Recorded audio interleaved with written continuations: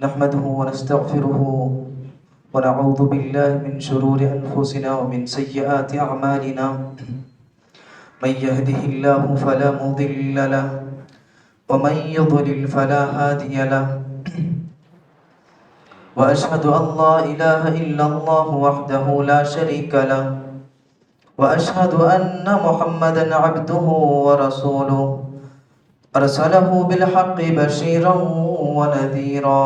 أما بعد فإن خير الحديث كتاب الله وخير الهدي هدي محمد صلى الله عليه وسلم. فأعوذ بالله السميع العليم من الشيطان الرجيم. بسم الله الرحمن الرحيم. وقال قرينه هذا ما لدي عتيد ألقيا في جهنم كل كفار عنيد مناع للخير معتد مريب الذي جعل مع الله إلها آخر فألقياه في العذاب الشديد. قال قرينه ربنا ما طغيته ولكن كان في ضلال بعيد.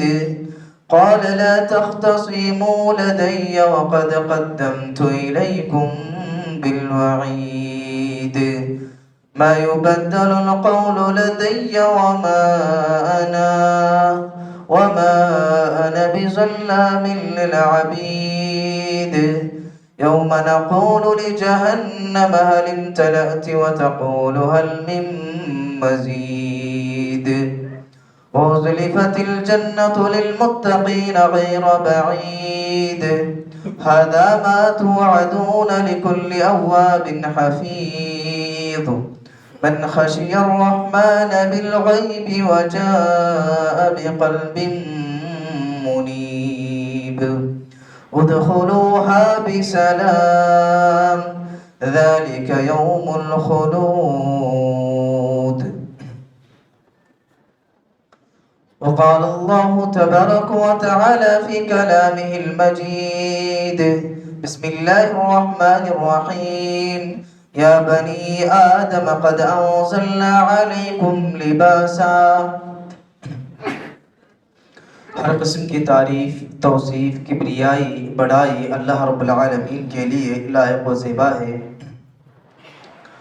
درود و سلام کا نزول ہو تمام انبیاء کرام پر، خصوصیت کے ساتھ میرے اور آپ کے نبی آخر الزمان محمد مصطفیٰ صلی اللہ علیہ وسلم پر۔ محترم سامعین، آج خطبہ جمعہ میں ہمارا جو عنوان ہے لباس کی شرعی حیثیت۔ اللہ رب العالمین نے انسانوں کو بے شمار نعمتوں سے نوازا ہے۔ اگر اللہ رب العالمین کی نعمتوں کو ایک انسان شمار کرنا چاہے گا تو شمار نہ کر پائے گا۔ انہی عظیم نعمتوں میں سے ایک عظیم نعمت جو ہے لباس کا عطا کرنا ہے۔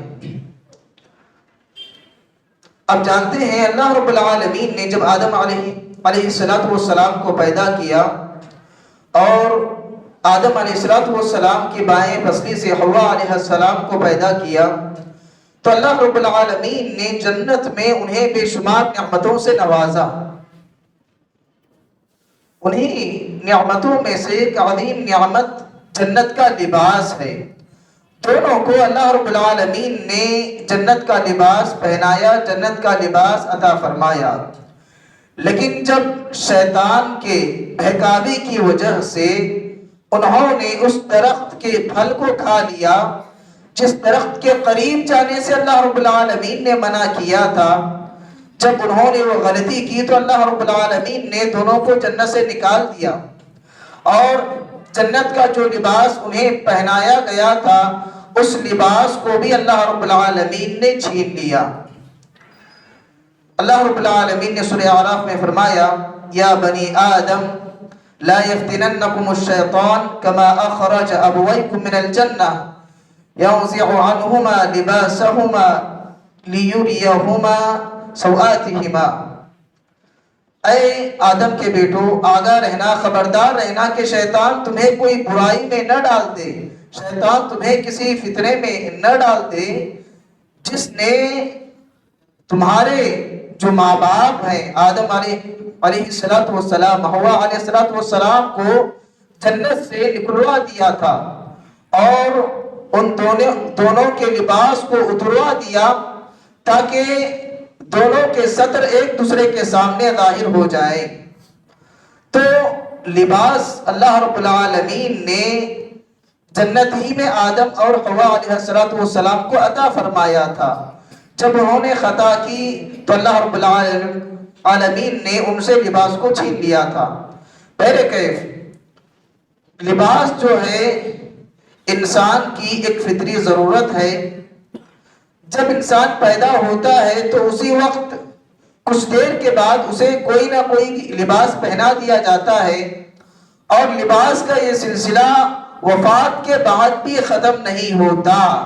مرنے کے بعد بھی اسے مکمل عزت کے ساتھ، احترام کے ساتھ سفید پاکیزہ کپڑے میں کفن دیا جاتا ہے اور اسی میں اسے دفنا دیا جاتا ہے۔ حاضرین، لباس، کپڑا اللہ رب العالمین کی نعمتوں میں سے ایک ہے جس پر اللہ رب العالمین کا شکر بجا لانا ضروری ہے۔ سورہ نحل میں اللہ رب العالمین نے مختلف لباسوں کا تذکرہ کیا اور آگے فرمایا كَذَلِكَ يُتِمُّ نِعْمَتَهُ عَلَيْكُمْ لَعَلَّكُمْ تُسْلِمُونَ، کہ ہم اپنی نعمتیں تم پر اسی طرح مکمل کرتے ہیں تاکہ تم اللہ رب العالمین کے فرما بردار بن جاؤ اور اللہ رب العالمین کے شکر گزار بندے بن جاؤ۔ لباس کی اہمیت کا اندازہ کپڑوں کے ذریعے سے، لباس کے ذریعے سے اپنے آپ کو مزین کرنا اور اپنے آپ کو خوبصورت بنانا، اپنے لباس کو پاک و صاف رکھنا ایک اتنی بڑی چیز ہے۔ آپ اس کا اندازہ اس بات سے لگا سکتے ہیں کہ جب پیارے نبی صلی اللہ علیہ وسلم پر پہلی وحی نازل ہوئی، اقرأ بسم ربک الذی خلق، یہ 5 سورہ علق کی 5 آیتیں نازل ہوئی تو کچھ دنوں تک وحی کا سلسلہ منقطع ہو گیا، بند ہو گیا۔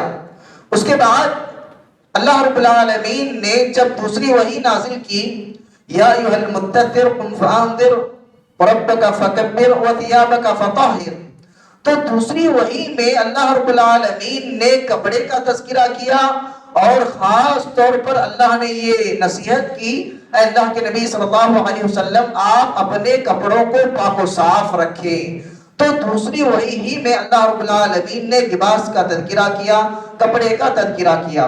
محترم سامعین، لباس کے نازل کرنے کے 3 اہم بنیادی مقاصد ہیں۔ سب سے پہلا مقصد یہ ہے ستر پوشی کرنا۔ ستر پوشی کرنا، ستر کے معنی ہوتے ہیں چھپانا، ڈھانکنا۔ مرد کا جو ستر ہے ناف سے لے کر کے گھٹنے کے درمیان تک کا جو حصہ ہے یہ ستر میں آ جاتا ہے، اور عورت سر سے لے کر پیر تک، عورت کا سارا جسم جو ہے ستر میں آ جاتا ہے سوائے ہتھیلیوں اور چہرے کے۔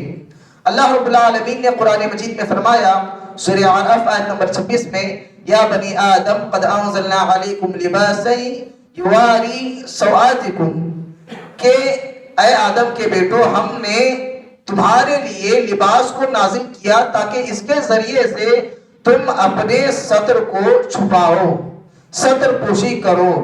ستر پوشی کرنا ہر حال میں ضروری ہے، گرچہ انسان خلوت میں ہو، اکیلا ہو، تب بھی اس کے لیے اپنے ستر کو چھپانا ضروری ہے۔ ابو داؤد کی روایت ہے، باز بن حکیم اپنے باپ سے اور وہ اپنے دادا سے روایت کرتے ہیں کہ انہوں نے پیارے نبی صلی اللہ علیہ وسلم سے سوال کیا، اے اللہ کے نبی صلی اللہ علیہ وسلم ہم اپنے ستر کو کن لوگوں سے چھپائیں؟ پیارے نبی صلی اللہ علیہ وسلم نے فرمایا اپنی بیوی اور لونڈی کے علاوہ تمام لوگوں سے اپنے ستر کو چھپائے رکھو، ظاہر نہ کرو۔ راوی حدیث کہتے ہیں کہ پھر انہوں نے پیارے نبی صلی اللہ علیہ وسلم سے سوال کیا، اے اللہ کے نبی صلی اللہ علیہ وسلم اگر ساتھ میں کوئی دوسرا نہ ہو کیا تب بھی ہم اپنے ستر کو چھپائیں گے؟ آپ صلی اللہ علیہ وسلم نے فرمایا پوری کوشش کرو کہ سطر کو کوئی دوسرا دیکھ ہی نہ پائے۔ راوی حدیث کہتے ہیں کہ پھر انہوں نے تیسری مرتبہ سوال کیا، اے اللہ کے نبی صلی اللہ علیہ وسلم، اگر آدمی اکیلا ہے تب بھی وہ آدمی سطر پوشی کرے گا؟ تو پیارے نبی صلی اللہ علیہ وسلم نے فرمایا، واللہ احق ان یستحی منہ من الناس، کہ اللہ رب العالمین زیادہ مستحق ہے کہ اللہ رب العالمین سے حیا کی جائے، اللہ رب العالمین سے شرم کی جائے۔ لوگوں سے زیادہ شرم اللہ رب العالمین سے کی جائے، حیا اللہ رب العالمین سے کی جائے، اللہ رب العالمین اس کا زیادہ مستحق ہے۔ تو آدمی خلوت میں ہو، اکیلا ہو، تب بھی ایک انسان ستر پوشی کرے گا۔ ابو داؤد کی ایک اور روایت ہے، پیارے نبی صلی اللہ علیہ وسلم نے ایک آدمی کو برہنہ بغیر آڑ کے نہاتے ہوئے پایا، تو پیارے نبی صلی اللہ علیہ وسلم مسجد تشریف لائے، منبر پر آپ نے چڑھا اور صحابہ اکرام کو نصیحت کرتے ہوئے فرمایا۔ پہلے آپ نے اللہ رب العالمین کی حمد و ثنا بیان کی، اس کے بعد پیارے نبی صلی اللہ علیہ وسلم نے فرمایا، ان اللہ حی ستیر، کہ اللہ رب العالمین حیادار ہے، حیا کرنے والا ہے، اور پردے کا خاص طور پر لحاظ رکھنے والا ہے۔ یحب الحیاء والستر، اور اللہ رب العالمین حیا کو، پردے کو پسند کرتا ہے، پسند کرنے والا ہے۔ فَإِذِ اغْتَسَلَ أَحَدُكُمْ فَلْيَسْتَتِرْ، کہ جب تم میں سے کوئی غسل کرے تو کوئی نہ کوئی آڑ ضرور بنا لے، یعنی پردے کے آڑ میں رہ کر کے وہ غسل کرے۔ تو لباس کے نازل کرنے کا پہلا جو بنیادی مقصد ہے وہ ستر کو چھپانا ہے، ستر پوشی ہے۔ دوسرا جو مقصد ہے زیب و زینت اختیار کرنا، یہ ہر انسان کی فطری چیز ہوا کرتی ہے، ہر انسان کی فطرت میں یہ چیز ہوتی ہے کہ وہ اپنے آپ کو خوبصورت بنانا چاہتا ہے، اپنے آپ کو مزین بنانا چاہتا ہے، لباس کے ذریعے سے اپنے آپ کو سنوارتا ہے، خوبصورت بناتا ہے۔ اور شریعت نے لباس کے ذریعے سے مزین کرنے کی نہ صرف اجازت دی ہے بلکہ اس پر ابھارا بھی ہے، اس کی ترغیب بھی دی ہے۔ اللہ نے قرآن مجید میں فرمایا، یا بنی آدم خذوا زینتکم عند کل مسجد، کہ ہر عبادت کے مواقع پر اے آدم کے بیٹو تم خوبصورتی کو اختیار کرو، زیب و زینت کو اختیار کرو، اپنے آپ کو مزین بناؤ۔ پیارے نبی صلی اللہ علیہ وسلم جمعہ کے موقع پر، عیدین کے موقع پر، اسی طرح جب کوئی نیا وفد آپ سے ملنے کے لیے آتا، ایسے مواقع پر آپ صلی اللہ علیہ وسلم پسندیدہ خوبصورت لباس پہنا کرتے تھے، اور خوبصورت لباس کے ذریعے سے اپنے آپ کو بھی سنوارا کرتے، مزین بنایا کرتے۔ لباس کے نازل کرنے کا تیسرا جو مقصد ہے موسمی اثرات اور میدان جنگ میں دشمنوں کے حملوں سے اپنے آپ کو بچانے کے لیے۔ اللہ رب العالمین نے قرآن مجید میں فرمایا، وَجَعَلَ لَكُمْ سَرَابِيلَ تَقِيكُمُ الْحَرَّ وَسَرَابِيلَ تَقِيكُمْ بَأْسَكُمْ، کہ اللہ نے تمہارے لیے لباس کو بنائے، بعض لباس ایسے ہیں جس کے ذریعے سے تم گرمی سے اپنے آپ کو بچاتے ہو، اور بعض لباس کے ذریعے سے تم میدان جنگ میں دشمنوں کے وار سے اپنے آپ کو بچاتے ہو۔ تو آپ دیکھیں گرمی کے موسم کے لباس ہمارے الگ ہوتے ہیں، سردی کے دنوں میں ہمارے لباس الگ ہوتے ہیں، میدان جنگ میں زرہیں وغیرہ پہنی جاتی ہیں دشمنوں کے وار سے بچنے کے لیے۔ تو موسمی اثرات اور میدان جنگ میں دشمنوں کے حملے سے حفاظت کے لیے لباس کو نازل کیا گیا ہے۔ محترم سامعین، یہ تین بنیادی مقصد ہیں لباس کے نازل کرنے کے۔ شریعت میں ہر وہ لباس جو ستر کو چھپانے والا ہے، ڈھیلا ڈھالا ہے، ایسا لباس پہننے کی شریعت میں اجازت ہے، شریعت میں اجازت ہے۔ ہاں البتہ بعض لباس ایسے ہیں جن کی شریعت میں ممانعت آئی ہے، جن لباس کو پہننے سے شریعت نے منع کیا ہے۔ سب سے پہلا جو لباس کی قسم ہے وہ عریاں لباس۔ عریاں لباس سے مراد باریک اور پتلا لباس، اور تنگ اور فٹ لباس، اتنا تنگ اور اتنا فٹ کہ جسم کا نشیب و فراغ نظر آئے، اتنا باریک اتنا پتلا کہ جسم جو ہے نظر آنے لگے، تو ایسا لباس جو ہے عریاں لباس میں داخل ہے۔ ایسے لباس کو پہننے سے شریعت نے منع کیا ہے۔ اور جو بھی عورتیں تنگ لباس اور پتلا لباس جس سے جسم کا حصہ نظر آتا ہے ایسی لباس پہنتی ہیں، تو پیارے نبی صلی اللہ علیہ وسلم نے فرمایا ایسی عورتیں جنت میں جانا تو دور کی بات، جنت کی خوشبو بھی نہیں پائیں گی۔ نساء کاسیات عاریات ممیلات مائلات رؤوسہن کاسنمۃ البخت المائلہ لا يدخلن الجنة ولا يجدن ريحها فإن لتوجد من مصيرة كذا وكذا، کہ جنت کی جو خوشبو ہے کئی مسافت تک آتی ہوگی۔ جو عورتیں، بعض عورتیں ایسی ہیں جو لباس پہن کر بھی برہنہ ہیں، لباس پہن کر بھی برہنہ ہوں گی، اور ان کے سر کے بال جو ہے اونٹ کے کوہان کی طرح ہوں گے۔ وہ عورتیں دوسروں کی طرف مائل ہونے والی اور دوسروں کو اپنی طرف مائل کرنے والی، مردوں کی طرف مائل ہونے والی، مردوں کو مائل کرنے والی ہوں گی۔ ایسی عورتیں جنت میں جانا تو دور کی بات بلکہ جنت کی خوشبو بھی نہیں پائیں گی۔ تو محترم سامعین، لباس کے ذریعے سے شیطان انسانوں کو گمراہ بھی کرتا ہے۔ تنگ لباس پہنا کر کے یا برہنہ کر کے، لباس اتار کر کے، یا ایک دم فٹ کپڑے وغیرہ پہنوا کر کے شیطان جو ہے عورت کا استعمال کر کے مردوں کو گمراہ کرتا ہے، غلط راستے پر لاتا ہے۔ اسی لیے پیارے نبی صلی اللہ علیہ وسلم نے فرمایا تھا اتقوا الدنیا فاتقوا النساء، دنیا سے بچو اور عورتوں سے اپنے آپ کو بچاؤ۔ دنیا کا جو فتنہ ہے، عورتوں کا جو فتنہ ہے، یہ دونوں فتنے بڑے عظیم اور بڑے خطرناک ہیں، ان دونوں فتنوں سے اپنے آپ کو بچاؤ۔ تو آپ غور کریں، دنیا کو ایک جگہ پیارے نبی صلی اللہ علیہ وسلم نے ذکر کیا اور عورتوں کو ایک طرف ذکر کیا، تو یقیناً یہ دونوں فتنے بڑے خطرناک فتنے ہیں۔ شیطان جو ہے کبھی انسان کو برہنہ کرتا ہے، کبھی باریک کپڑے پہنواتا ہے، کبھی فٹ لباس پہنا کر کے وہ انسانوں کو غلط راہ پر لے جانے کی کوشش کرتا ہے۔ تو ایسا لباس جس سے جسم کا حصہ نظر آئے، سطر نظر آئے اور جسم کا نشیب و فراز نظر آئے، ایسے لباس سے ہمیں اپنے آپ کو بچانا چاہیے۔ یہ لباس جو ہے انسانوں کو جہنم میں لے جانے والا لباس ہے۔ اسی طرح وہ لباس جو کسی قوم یا تہذیب کا شعار بن چکا ہو، ایسے لباس کو پہننے سے بھی منع کیا گیا ہے۔ صحیح مسلم کی روایت ہے، عبداللہ بن عمر رضی اللہ تعالیٰ عنہ ایک مرتبہ زرد لباس پہن کر کے پیارے نبی صلی اللہ علیہ وسلم کے پاس آئے۔ پیارے نبی صلی اللہ علیہ وسلم خفا ہو گئے، غصہ ہو گئے اور فرمایا انہا من لباس الکفار فلا تلبسها، یہ کفار کا لباس ہے، مشرکین کا لباس ہے، اس لباس کو تم مت پہنو۔ عبداللہ بن عمر رضی اللہ تعالیٰ عنہ نے کہا اے اللہ کے نبی صلی اللہ علیہ وسلم، کیا میں اس کپڑے کو دھو کر کے پہن سکتا ہوں؟ پیارے نبی صلی اللہ علیہ وسلم نے کہا کہ نہیں، اس کپڑے کو پھاڑ کر پھینک دو، اس کپڑے کو پھاڑ دو۔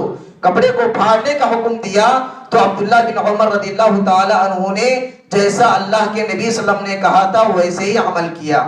تو محترم سامعین، زرد رنگ کا جو لباس ہے، کپڑا ہے، تو ایسے کپڑے پہننے سے پیارے نبی صلی اللہ علیہ وسلم نے منع کیا ہے۔ آج دیکھیں دنیا میں کفار کی ایک خاص جماعت ہے، زرد رنگ کا جو کپڑا ہے، اسی کپڑے کو لے کر کے دنیا میں کئی فسادات کرتے ہیں، کئی فتنے کرتے ہیں۔ اس کپڑے کے ذریعے سے آج کئی برائیاں ہو رہی ہیں، کئی فتنے ہو رہے ہیں، کئی فسادات ہو رہے ہیں، کئی لوگوں کی جانیں چلی جا رہی ہیں۔ پیارے نبی صلی اللہ علیہ وسلم نے پہلے ہی سے آگاہ کر دیا تھا، زرد رنگ کا جو کپڑا ہے، اس کپڑے کو تم زیب و زینت کے لیے اختیار نہ کرو، یہ کفار کا لباس ہے۔ جو کوئی کفار کی مشابہت اختیار کرتا ہے وہ انہی میں سے ہے، قیامت کے روز انہی میں سے وہ اٹھایا جائے گا۔ تو زرد رنگ کا لباس خاص طور پر جو کسی قوم یا تہذیب کا شعار بن چکا ہو تو ایسے لباس کو پہننے سے اپنے آپ کو بچانا چاہیے۔ اسی طرح شہرت اور ناموری کا لباس پہننا، شہرت اور ناموری کا لباس پہننا، سنن ابن ماجہ کی روایت ہے، پیارے نبی صلی اللہ علیہ وسلم نے فرمایا من لبث ثوب شہرت فی الدنیا البسہ اللہ ثوب مذلت یوم القیامہ، جو کوئی دنیا میں شہرت کا لباس پہنتا ہے تو اللہ رب العالمین آخرت میں اسے ذلت و رسوائی کا لباس پہنائے گا۔ تو شہرت کے لیے، نام کمانے کے لیے، ناموری کے لیے ایسا لباس اختیار کرنا کہ لوگ دھوکے میں آ جائے، تو ایسا لباس قیامت کے دن جو ہے ذلت و رسوائی کا سبب بنے گا۔ آج آپ دیکھیں بہت سارے افراد اپنے لباس کے ذریعے سے لوگوں کو دھوکہ دیتے ہیں، لوگوں کو دھوکہ دیتے ہیں، لباس اپنا ایسا بناتے ہیں جن کے پاس علم تو کچھ نہیں ہوتا، علم تو نہیں ہوتا، لیکن اپنا لباس ایسا بناتے ہیں، ان کے لباس کو دیکھ کر کے لوگ انہیں علامہ سمجھتے ہیں اور انہیں بڑا عالم سمجھ کر کے انہیں اپنا رہبر مان لیتے ہیں، اور بسا اوقات وہ غلط فتاوے دے کر کے لوگوں کو گمراہ کر دیتے ہیں۔ تو شہرت اور ناموری کا لباس پہننا یہ اسلام میں جائز نہیں ہے۔ اسی طرح غرور اور تکبر کی غرض سے لباس پہننا یہ بھی جائز نہیں ہے۔ غرور تکبر کتنا بڑا گناہ ہے آپ تمام حضرات جانتے ہیں۔ پیارے نبی صلی اللہ علیہ وسلم نے فرمایا لا يدخل الجنة من كان في قلبه مثقال حبة خردل من کبریا، جس کے دل میں رائے کے دانے کے برابر بھی تکبر ہوگا وہ جنت میں داخل نہیں ہوگا۔ ایک اور روایت میں فرمایا العز ازاری والکبریاء ردائی فمن ینازعنی عذبته، اللہ نے فرمایا حدیث قدسی ہے کہ عزت میری ازار ہے، کبریائی تکبر غرور میری چادر ہے، جو کوئی اسے کھینچنا چاہتا ہے یا کھینچتا ہے تو میں اسے عذاب دوں گا۔ تو ساتھیوں فخریہ لباس پہننا غرور اور تکبر کے لیے، فخریہ لباس پہننا یہ کسی بھی صورت میں جائز نہیں ہے۔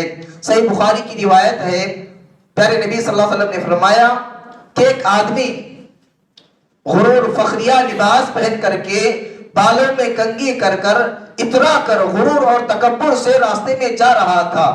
جب وہ آدمی اترا کر غرور کی وجہ سے راستے میں اکڑ کر چل رہا تھا، ایک دم بہترین قیمتی لباس پہن کر کے، تو وہ آدمی غرور و تکبر کی بنا پر زمین میں دھس گیا۔ پیارے نبی صلی اللہ علیہ وسلم نے فرمایا کہ اس غرور اور تکبر کی وجہ سے وہ آدمی زمین میں دھسا دیا گیا، قیامت تک وہ آدمی زمین ہی میں دھستا رہے گا۔ اسی لیے مردوں کو یہ حکم دیا گیا ہے غرور اور تکبر سے بچنے ہی کے لیے کہ وہ اپنا کپڑا جو ہے ٹخنوں سے اوپر رکھے، وہ اپنا کپڑا ٹخنوں سے اوپر رکھے۔ بعض افراد یہ کہتے ہیں نہیں ہم ٹخنے سے نیچے رکھیں گے لیکن غرور و تکبر ہم میں نہیں ہوگا، غرور اور تکبر کے بغیر ہم جو ہے اپنے کپڑے ٹخنے سے نیچے رکھیں گے۔ محترم سامعین یہ ناممکن ہے۔ کیوں؟ اس لیے کہ پیارے نبی صلی اللہ علیہ وسلم نے فرمایا کہ جتنا کپڑا ٹخنے سے نیچے ہوگا اتنا پیر کا حصہ جو ہے جہنم کی آگ میں ہوگا، جہنم کی آگ میں ہوگا۔ یہ پیارے نبی صلی اللہ علیہ وسلم کا فرمان ہے، آپ کی حدیث ہے۔ اگر کوئی اپنا کپڑا ٹخنے سے نیچے لٹکاتا ہے تو وہ شریعت کی مخالفت کرتا ہے، پیارے نبی صلی اللہ علیہ وسلم کی نافرمانی کرتا ہے، اور آپ کی نافرمانی کرنا ہی ایک تکبر ہے، آپ کے فرمان کو جھٹلانا ہی ایک غرور ہے۔ جب آدمی ٹخنے سے نیچے پینٹ پہنتا ہے تو اس کے اندر تکبر غرور داخل ہو جاتا ہے۔ ابو داؤد کی روایت ہے، پیارے نبی صلی اللہ علیہ وسلم نے فرمایا 3 افراد ایسے ہیں جن کی طرف اللہ رب العالمین رحمت کی نگاہوں سے نہیں دیکھتا، اللہ تعالیٰ ان سے کلام بھی نہیں کرے گا۔ وہ 3 بد نصیب لوگ کون ہیں؟ ایک وہ جو احسان کر کے احسان جتلاتا ہے، احسان کر کے احسان جتلانے والا، اور جھوٹی قسم کے ذریعے سے اپنے مال کو بیچنے والا۔ تیسرا وہ آدمی جو اپنی ازار یا پینٹ ٹخنے سے نیچے لٹکاتا ہے، وہ آدمی اللہ رب العالمین اس کی طرف رحمت کی نگاہوں سے دیکھے گا نہیں اور بات بھی نہیں کرے گا۔ محترم سامعین، لباس کے سلسلے میں ہمیں یہ بات بھی ذہن میں رکھنی چاہیے کہ لباس کو لے کر کے اسراف اور بخیلی دونوں سے ہمیں بچنا چاہیے۔ آج دیکھیں لباس کتنے قیمتی مل رہے ہیں، لاکھوں کے لباس ملتے ہیں، لوگ اپنا پیسہ لباسوں میں خرچ کرتے ہیں، یہ اسراف ہے، اسراف سے بچنا چاہیے۔ صحیح الترغیب و ترہیب کی روایت ہے، پیارے نبی صلی اللہ علیہ وسلم نے فرمایا کہ اللہ نے تمہیں جو مال عطا کیا ہے اس مال میں سے کھاؤ پیو صدقہ کرو، لیکن اسراف نہ کرو، اسراف سے اپنے آپ کو بچاؤ۔ تو یہ جو لاکھوں کے جو لباس بنتے ہیں اس میں اسراف ہوتا ہے، اسراف کے علاوہ کچھ نہیں ہوتا، تو ایسے لباسوں کو خریدنے سے ہمیں پرہیز کرنا چاہیے، بچنا چاہیے۔ اسی طرح لباس کے سلسلے میں بخیلی سے بھی اپنے آپ کو بچانا چاہیے، جیسا کہ مشہور و معروف روایت ہے، ابو الاحوص رضی اللہ تعالیٰ عنہ فرماتے ہیں کہ ان کے والد ایک مرتبہ پیارے نبی صلی اللہ علیہ وسلم کے پاس چلے گئے اور ان کے کپڑے پھٹے ہوئے تھے، پرانے پھٹے کپڑے پہن کر جس میں میل کچیل لگا ہوا تھا، وہ اللہ کے نبی صلی اللہ علیہ وسلم کے پاس آئے۔ پیارے نبی صلی اللہ علیہ وسلم نے ان سے کہا کہ کیا تمہارے پاس مال نہیں ہے؟ انہوں نے کہا کہ اللہ کے نبی صلی اللہ علیہ وسلم میرے پاس تو مال کی فراوانی ہے، بہت مال ہے۔ پیارے نبی صلی اللہ علیہ وسلم نے کہا کہ تمہارے پاس کیا کیا مال ہے؟ تو انہوں نے گنانا شروع کر دیا، میرے پاس اونٹ ہیں، بکریاں ہیں، لونڈیاں ہیں، غلام ہیں، یہ سارا مال میرے پاس موجود ہے۔ تو آپ صلی اللہ علیہ وسلم نے فرمایا پھر تم اتنے پرانے پھٹے کپڑے پہنے ہو جس میں میل کچیل لگا ہے؟ جب اللہ نے تمہیں مال دیا ہے، نعمتیں اللہ تعالیٰ نے تمہیں دی ہے، تو وہ نعمتیں تمہارے اوپر ظاہر بھی ہونا چاہیے، ان نعمتوں کو ظاہر بھی کرنا چاہیے۔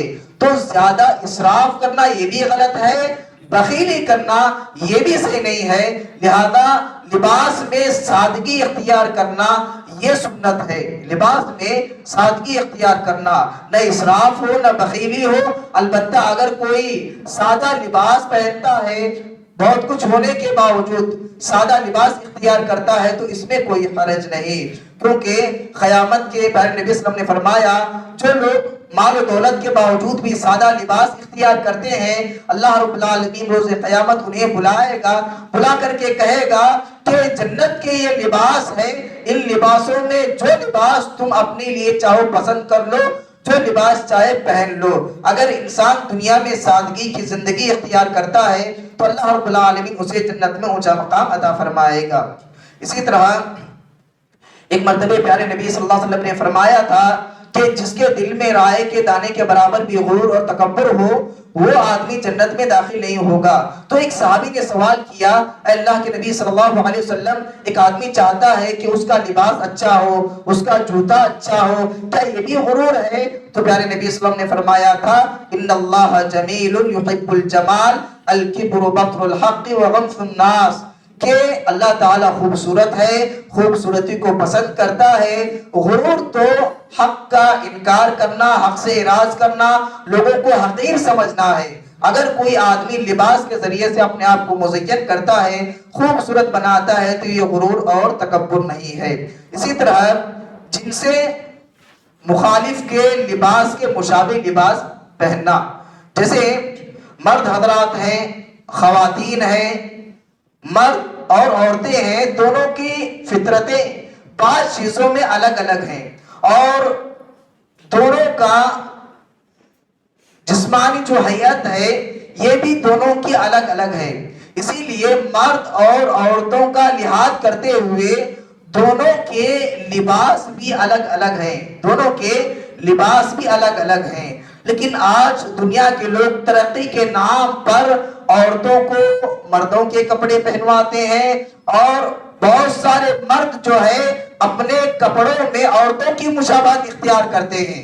میں نے بتایا ٹخنوں کے نیچے پہننا ایک تو غرور ہے، تکبر ہے، اس میں اللہ کے نبی کی نافرمانی ہوتی ہے، دوسرا اس میں عورتوں کی مشابہت بھی ہے۔ عورتوں سے کہا گیا ہے کہ ان کا صدر تو پورا پیر تک ہے، وہ اپنا لباس پورا نیچے تک پیر تک رکھیں گی، پورا اپنا جسم چھپائیں گی۔ مردوں سے کہا گیا کہ ٹخنوں سے اوپر اپنا لباس رکھو، اگر کوئی مرد ٹخنوں کے اوپر رکھو لباس، اگر کوئی ٹخنے سے نیچے رکھتا ہے تو گویا کہ وہ عورتوں کی مشابہت اختیار کر رہا ہے۔ بہرکیف محترم سامعین، لباس میں عورتوں کی مشابہت اختیار کرنا یا عورتوں والا لباس پہننا یہ مردوں کے لیے ناجائز و حرام ہے۔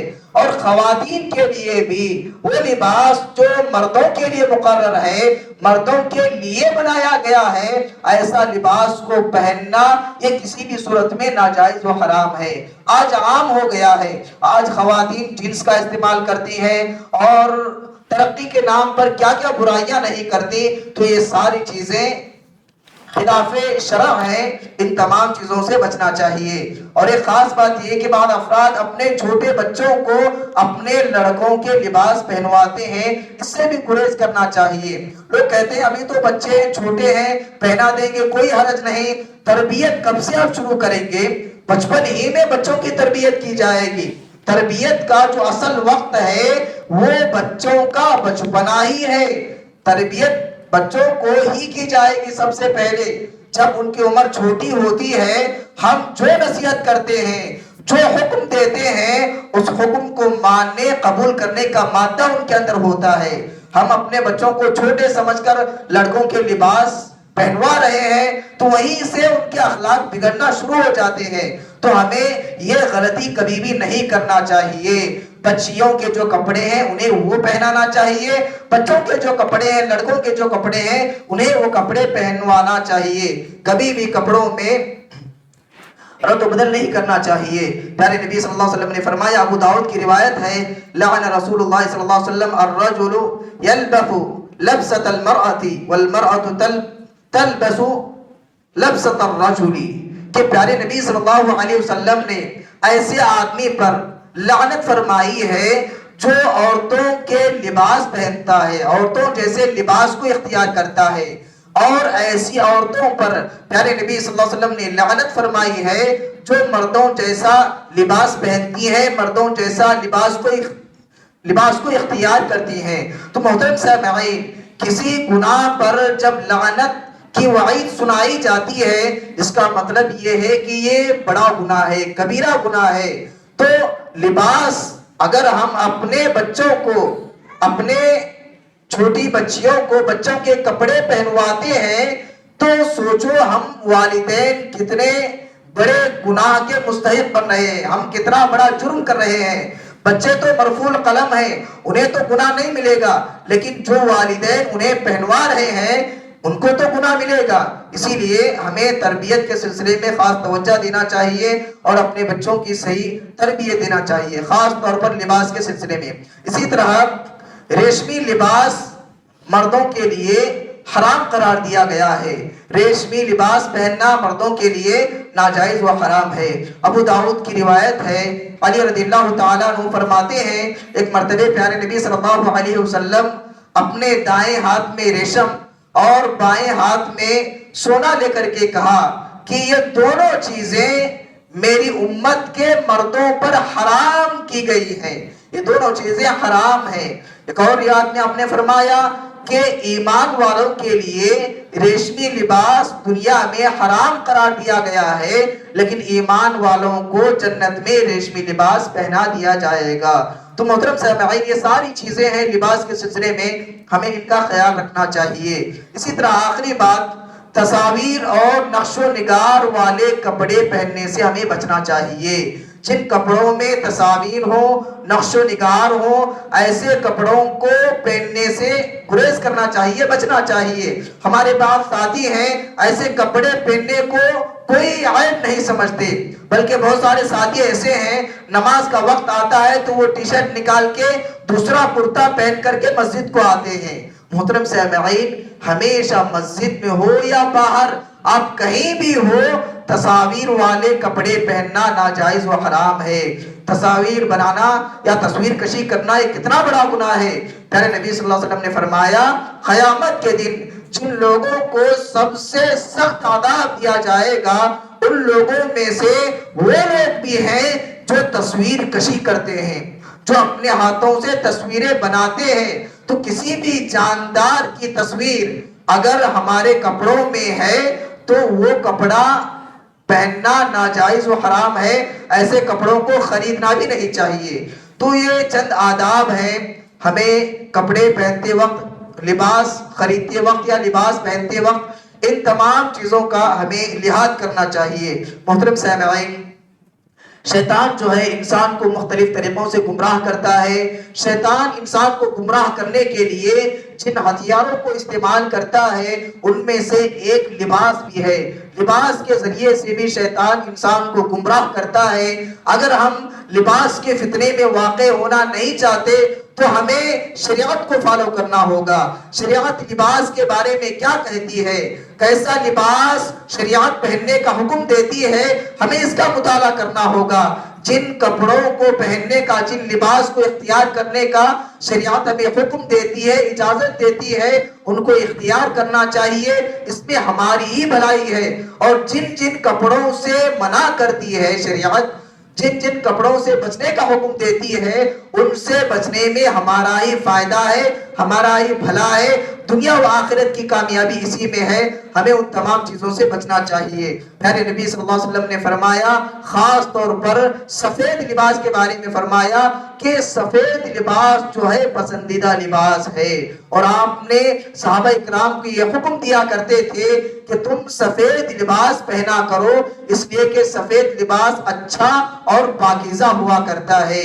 آپ حدیث جبریل اب جانتے ہیں, جبریل علیہ السلام جب پیارے نبی صلی اللہ علیہ وسلم کے پاس آئے تھے شاگرد کی شکل میں, تو پیارے نبی صلی اللہ علیہ وسلم کے پاس جب آئے تھے سفید لباس پہن کر کے آئے تھے, سفید پوشاک میں آئے تھے. انسان کو جب کفن دیا جاتا ہے دفنانے کے لیے, تب بھی انسان کو سفید لباس ہی میں کفن دیا جاتا ہے. تو سفید جو لباس ہے یہ عاجزی والا لباس ہے, انکساری والا لباس ہے, اور اس کے ذریعے سے انسان خوبصورت بھی نظر آتا ہے. اور یہ جو لباس ہے شریعت کا مقرر کرتا ہے, خاص طور پر اس کی اہمیت بتائی گئی ہے. تو سارے لباس پہن سکتے ہیں جو سادر ہوں, ڈھیلے ڈھالے ہوں, لیکن سفید لباس کی خاص اہمیت ہے. ہمیں اس لباس کو خاص طور پر اختیار کرنا چاہیے. اللہ رب العالمین سے دعا کریں اللہ سبحانہ و تعالی ہم مسلمان بھائیوں کو شریعت کی چیزوں کو اپنانے اور شریعت جن چیزوں سے منع کرتی ہے ان سے رکنے کی اللہ ہمیں توفیق عطا فرمائے. اللہ رب العالمین ہم میں سے ہر ایک کو دوسروں کے لیے نفع بخش بنائے, فائدہ مند بنائے. اللہ رب العالمین ہمیں نیکیاں کرنے والا, گناہوں سے بچنے والا بنائے. آمین. تقبل یا رب العالمین. وآخر دعوانا ان الحمدللہ رب العالمین.